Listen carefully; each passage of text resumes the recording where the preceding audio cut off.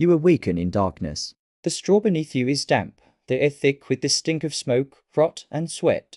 Your throat feels raw. Your skin burns as if fire itself licks at your flesh. Hours ago, you were laughing with your family by the hearth. Now, you're choking on your own blood. By morning, you may already be a corpse. This was not a nightmare. This was medieval life. In a world without clean water, without antibiotics, and without real medicine.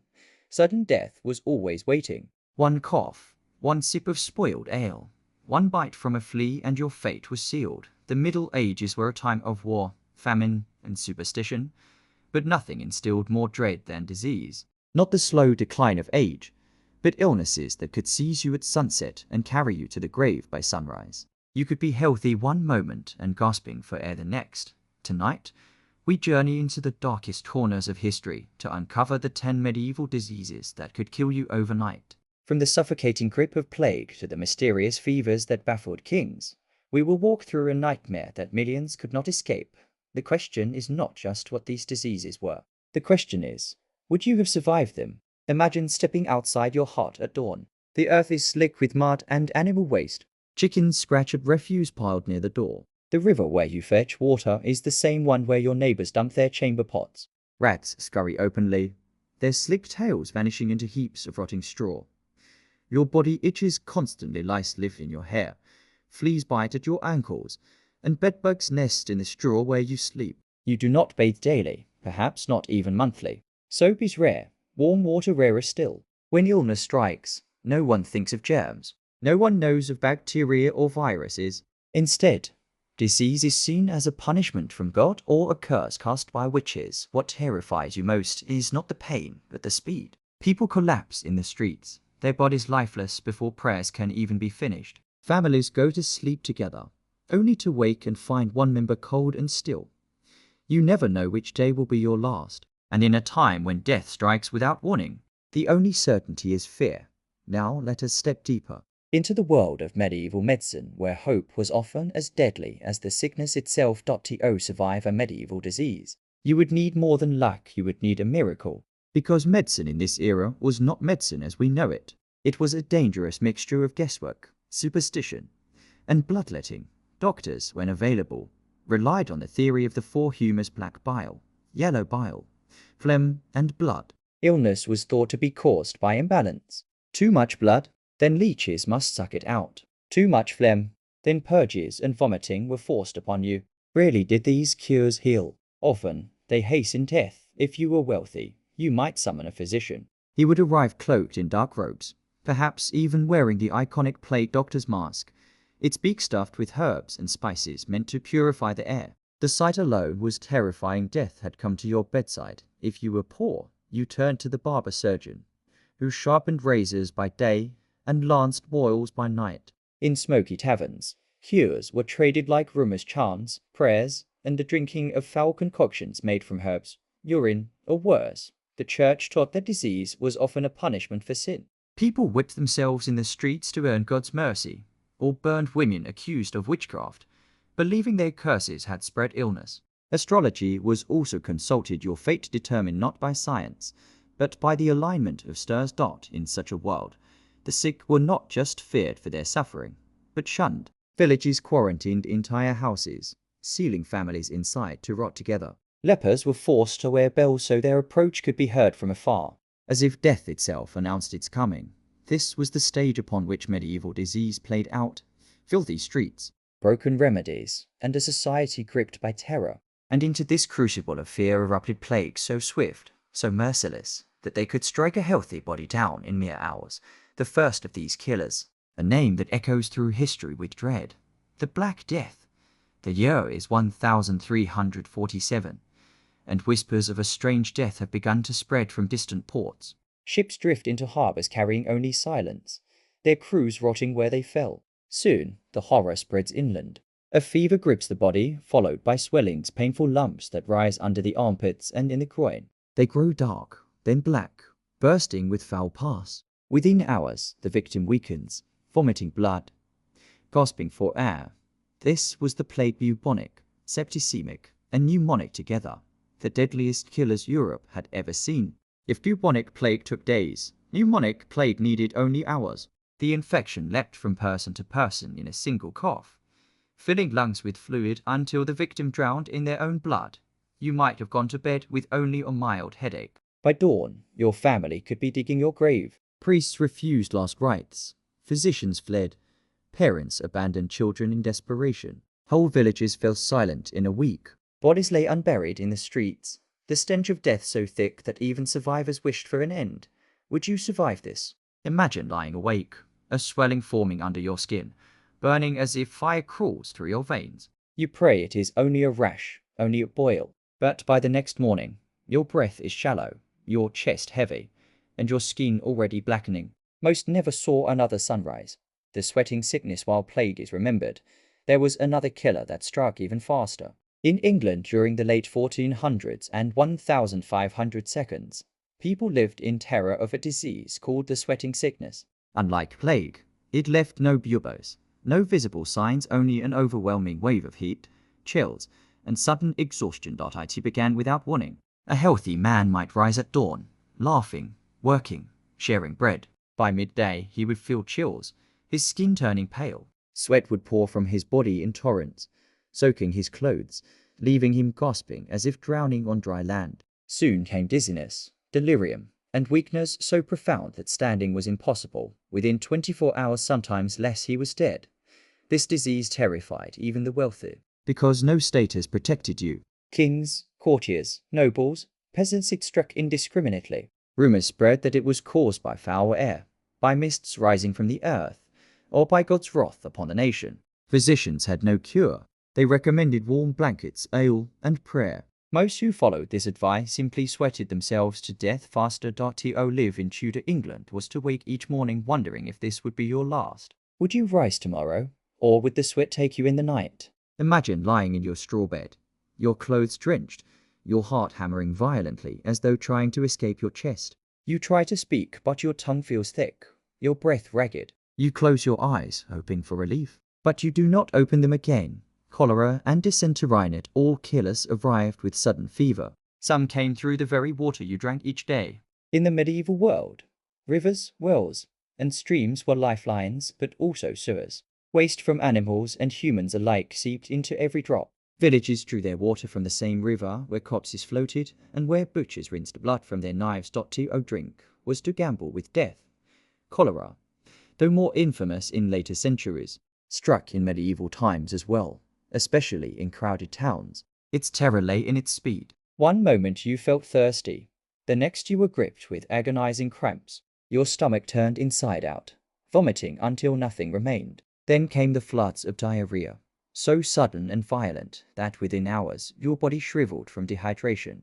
Skin turned blue, eyes sank, lips cracked like parchment. Many died in less than a day. Dysentery, its close cousin, was no less cruel. Fevers burned, intestines bled, and every trip to the latrine left victims weaker. Armies feared it more than swords. Soldiers fell not in battle, but in their camps, rotting from within as rivers of blood poured from their bowels. Castles besieged by enemies often found themselves defeated not by starvation, but by dysentery sweeping through their ranks. Imagine the desperation. You drink from a cup, unaware of the invisible death within. That night your body revolts, convulsing, twisting, expelling every drop of life. You grow so weak you cannot rise. Your family watches helplessly as your skin tightens across your bones, your voice dwindling to a rasp. By sunrise, only silence remains.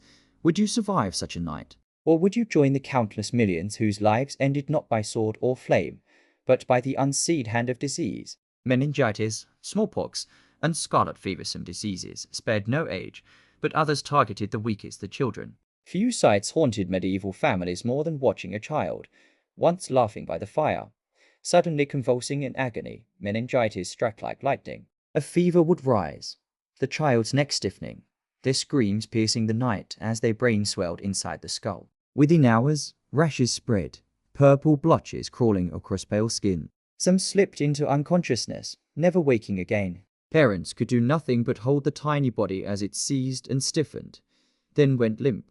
Smallpox was equally merciless. It swept through towns with invisible fire, raising fevers so high that victims hallucinated demons clawing at their flesh. Then came the blisters, first red, then white, then oozing, covering the entire body until even breathing was a torment. For many, death came quickly. For survivors, the scars were eternal, their faces permanently marred, reminders of pain and loss. Scarlet fever, too, tore through medieval families. Children burned with raging temperatures, their tongues swelling, their throats closing as though a rope tightened around their necks. Skin erupted in angry rashes bright as fire. Some recovered, but many suffocated in their beds, the sound of their gasping filling homes with dread. Imagine being a parent then. You cradle your child in the dark, their small body slick with sweat, breath rattling, eyes glassy with fever. You whisper prayers, but dawn only brings silence. Death did not wait for the old, it came for the young. Swiftly and without pity, leprosy and ergot poisoning, while some killers struck fast. Others lingered, turning life itself into a slow, living death. Leprosy was feared not only for what it did to the body, but for what it did to the soul. Victims lost sensation in their limbs. Wounds festered unnoticed, fingers blackened, noses collapsed into ruin. The stench of rot followed them everywhere, but the disease was not always instant death. Instead, it condemned its victims to exile. Lepers were forced to live outside towns, forbidden to touch the healthy. Bells hung from their necks or hands, so that their approach was heard before they were seen. To medieval eyes, they were walking corpses, punished by God, damned in life before death itself came. Yet there was another horror lurking in the bread people ate each day. Rye infected with a mold known as ergot could unleash convulsions, hallucinations, and madness. Entire villages would writhe in agony, their bodies twisting as if possessed. Some suffered gangrene, limbs blackened and fell away. Others foamed at the mouth, thrashing until their hearts gave out in the night. You might eat a loaf of bread at supper, only to awaken with burning pains, your fingers stiff, your legs jerking uncontrollably. You scream for help, but no cure exists. By dawn, you may be gone or left maimed forever. Cures worse than disease. If the disease did not kill you, the treatment often did. Medieval medicine, grounded in superstition and ignorance, offered remedies that were as terrifying as the illnesses themselves. Bloodletting was the most common. A physician or barber surgeon would slice open your veins, draining precious blood into bowls. Already weakened, victims often fainted or died outright. Leeches were applied to tender skin, sucking life away. Boils and buboes were lanced with filthy knives, pus and blood splattering onto straw floors. Inhaling the stench was thought to cleanse the air. In reality, it spread infection faster. Some remedies involved drinking potions of crushed emeralds, powdered bones, or even urine. Others recommended pressing hot irons against the skin to burn out the sickness. Pregnant women were told to carry amulets filled with dried toads, while men were encouraged to inhale smoke from burning herbs and sometimes burning animal dung. Desperation bred cruelty. The ill were bled, purged, starved, or suffocated with smouldering fumes, all in the name of healing. And when none of this worked, the blame shifted to witches, Jews, or the poor innocents tortured and executed for bringing disease upon the land. Imagine lying helpless, your body aflame with fever, as a physician ties a leech to your swollen neck. You plead for relief, but the cure feels worse than the sickness. By dawn, you are weaker, paler, and perhaps already dead. What if you were there? You awaken in the darkness of a one-room hut. The fire has burned low, leaving only embers. Beside you, your family sleeps, their breaths are shallow in the cold night. But you cannot rest. Your body aches. A fever rages inside you, sweat drenching your straw bed at first. You tell yourself it is nothing, a chill from the evening mist. But as hours pass, your throat tightens. You cough, and crimson flecks stain your lips. A boil rises under your arm, tender, swelling with every heartbeat. The stench of your own skin fills your nostrils. You whisper a prayer, clutching the wooden cross that hangs around your neck. But the words falter as your chest constricts, each breath rasping like fire drawn through a reed. You look at your sleeping family. Do you wake them? Or do you keep silent, afraid they will shun you as cursed? Counterpoints and survivorcide, not all perished. Against impossible odds, some lived through the very illnesses that claimed millions. There are records of individuals recovering from plague, their buboes bursting and draining until, miraculously, strength returned. These survivors often carried scars, but also immunity that spared them when the sickness returned. Herbal remedies sometimes succeeded where physicians failed. Garlic, honey, or willow bark eased suffering and occasionally saved lives. Wise women of villages, long dismissed as witches, often used secrets of plants and poultices that could soothe fevers or cleanse wounds, and sometimes it was luck alone. A child left untouched while their siblings died. A soldier who drank from a different stream than his comrades. Survival was as random as a coin tossed in the dark. For every village erased by pestilence, there was another that endured thin, scarred, but still breathing. Death's shadow darkened every corner of medieval life. People walked with constant dread, never knowing when illness would strike. Entire generations grew up haunted by the knowledge that life could end not in years, but in hours.